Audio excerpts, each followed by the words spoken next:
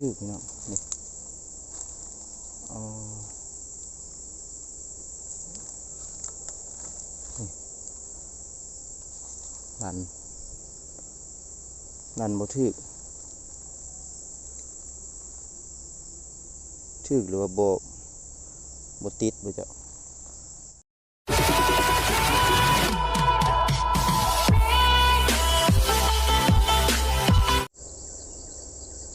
สบายดีเนาะ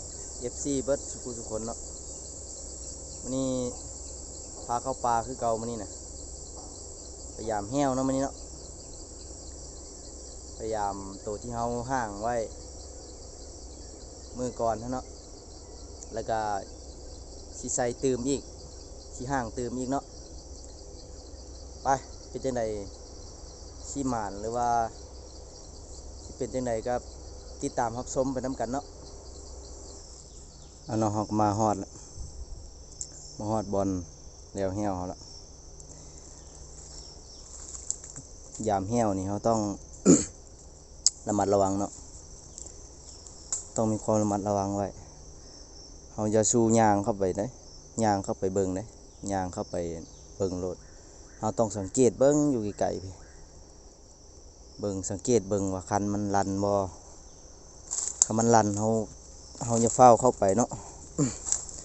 เฮาต้องเบิ่งคักๆว่าแม่นหยังว่าแม่นอีหยังเนาะอีหยังถึกนะมันถึกหยังเพราะว่าย่านเนาะระมัดระวังตัวนี้เพราะว่าย่านมันถึกอันนั้นเนาะพว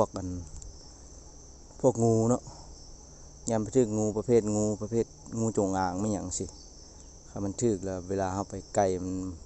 มันถึกกัน ถึกกลางโตมันสิมันเสี่ยงอันตรายนะมันสิงูใส่เฮาได้เนาะสำคัญแม่นตัวนั้นแหละเราต้องระวังให้ดีเนาะตัวนี้เนาะต้องสังเกตเบิ่งไกลๆพุ่นนี่เนาะโบราณคันยังโบราณเนาะมาบางอย่างนี่ก็พ่อกระหอกก็มากินบักอย่าง โอ้ยลั่นนี่พี่น้อง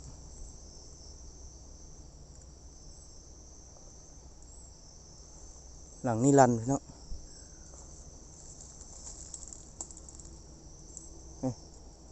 ใส่ละคันเหี่ยวใช่เลยลั่นหลังนี่แต่เบิ่นคันเหี่ยวอยู่ใช่ปะ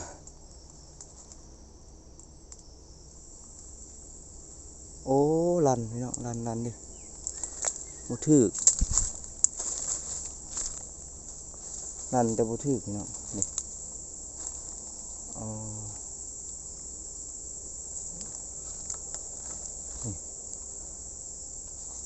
นี่ลั่นบ่ถึกหรือว่าบ่ติดบ่เจ้าหันหลังนั้นยังบ่ลั่นนี่ลั่นเอาสิห่างแล้วห่างนี่ลั่นพี่น้องบ่ได้แนมเบิ่งอย่างบ่ติดเนาะลั่นอยู่แต่บ่ติดไปรุ่นเบิ่งรุ่นหลังต่อไปเนาะ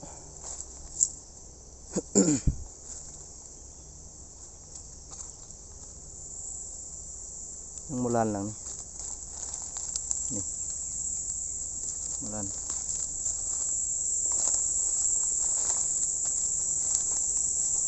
มาตอน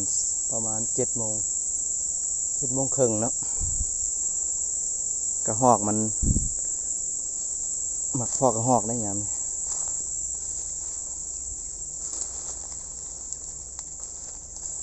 หลังนี้ก็โบราณหลั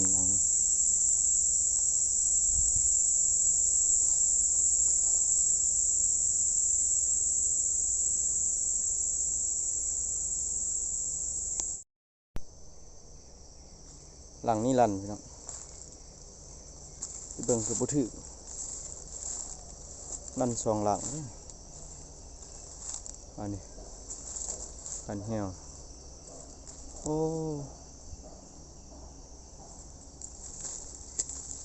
นั่นแต่ยังมันบ่ทันเนาะยันบ่ทันนี่อู้มีหอยกัดพี่น้องมีหอยกัดเสือก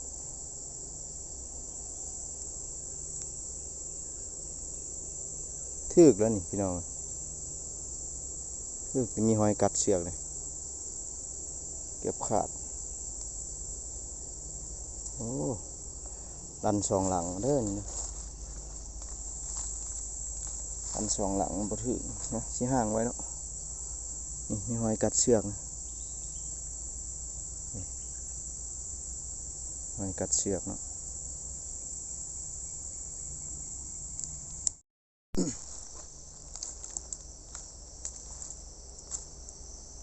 มาเขานี่ลันเนาะหลังนี้ก็ลันเลยนี่ลันผุดสายผุดโบถึกเนาะโบทันมันโบทันนี่ขัน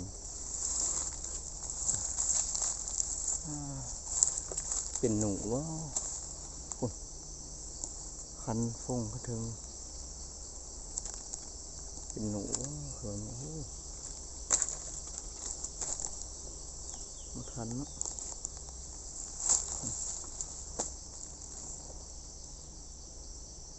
เนี่ยเป็นหนูเป็นอะไรนั่นเนาะโบทันหลังนั้นยังโบราณหลังนั้นหลังนี้รัน3 หลังแล้วพี่น้องรันบ่ถึกบ่ทันมัน3 หลังแล้วรัน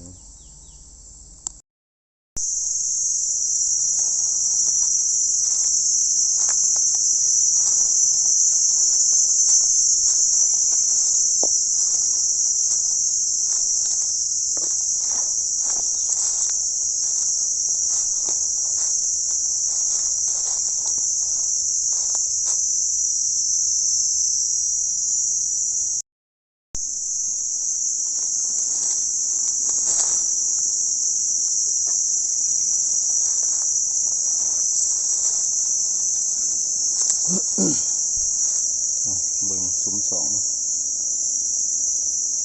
ซุ้มสองฮะมานี่ก็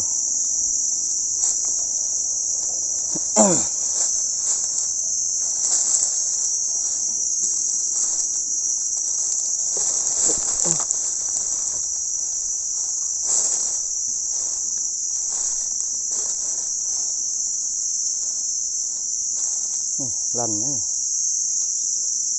รันนี่พี่น้องรันแล้ว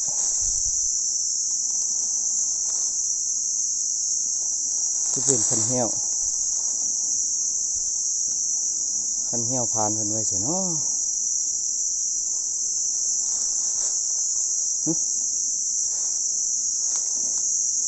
คันไหนเนาะไหมเนาะโอ้พุ่นรันละพี่น้องบ่ถึกบ่ติดโอ้นี่พุ่นบ่ติดพี่น้องซุ้มสองเฮากะซุ้มสองเป็นลันพี่น้องหลังที่1เลยนี่ลันพุ่นคันเหี่ยวบ่ถึกเนาะ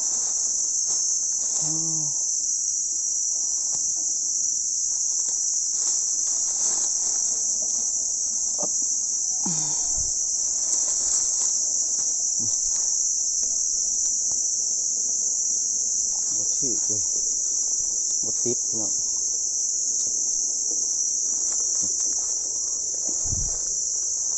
มีแนวมาผ่านนะบ่ติดเนี่ยเป็นหนูเนาะเป็นหนู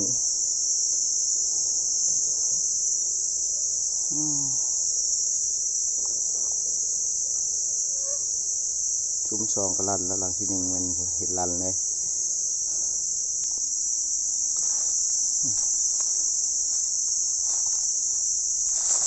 ห่างคืนไปแล้ว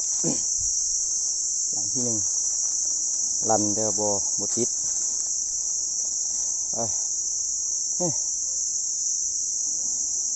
หลังสองกะลันพี่น้องหลังสองกะลัน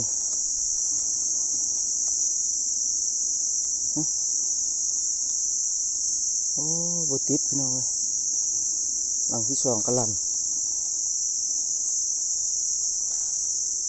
หุ่นปอถูกหุ่นสายแห้วอีกหุ่นหลังสองกะลันบ่ติดหลังสองกะลันเนาะ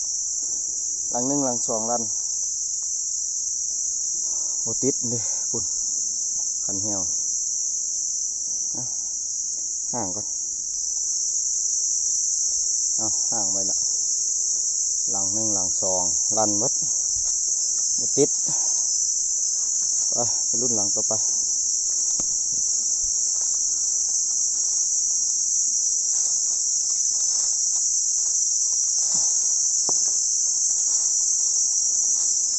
หลังสามบลันเนาะ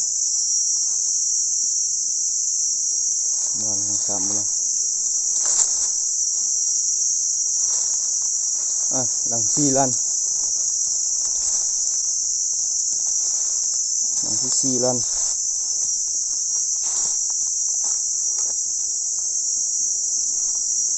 ลันหาบ่ติด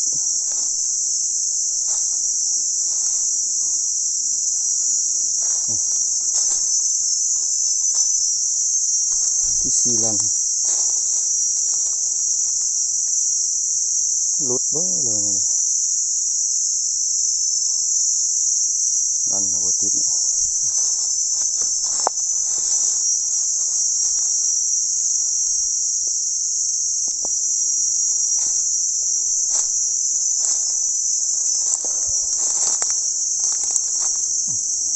อันที่หกลันเนาะ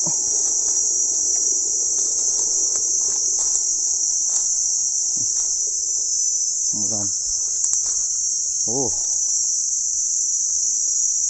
สามหลังเด้อพี่น้องลันนี่หลังที่เจ็ดก็บ่ลันหลังที่เจ็ดก็บ่ลันเนาะ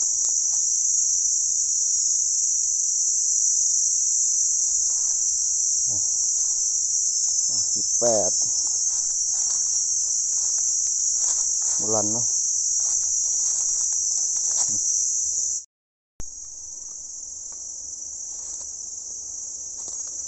บ่ลันเนาะบ่ลันเก่าไปรุ่นเบื้องหลังต่อไปหลังนั้นกับบ่ลัน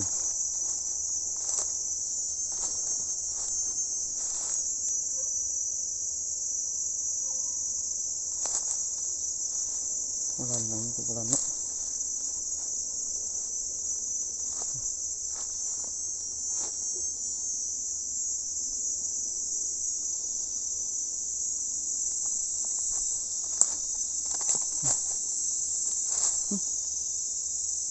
หลังนี้ลันเนาะลันบ่ถึกบ่ติดเนาะบ่ติดลันแต่บ่ติด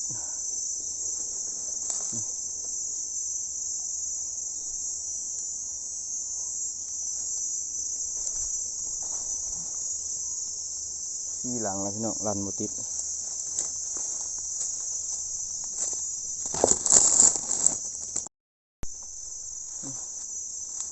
หลังนี้บ่ลัน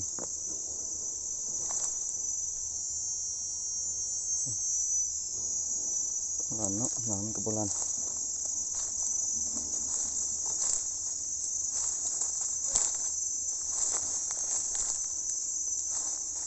นี่กับบ่ลันเนาะ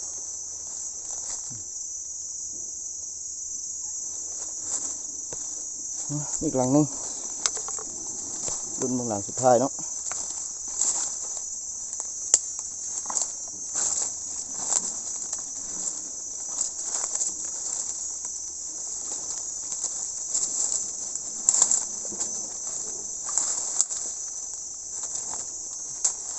หลังสุดท้าย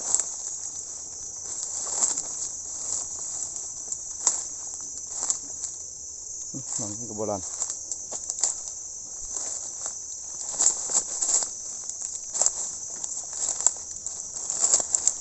นี่หลังสุดท้ายรันนะ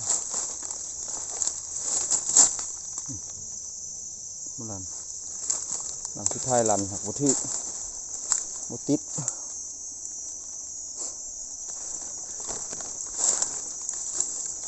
นี่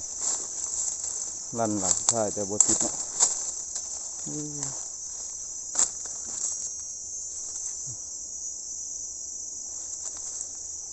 บ่ติด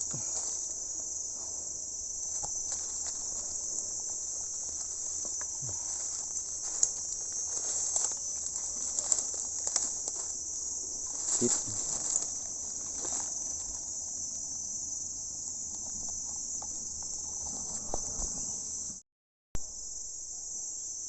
เอาสรุปเนาะ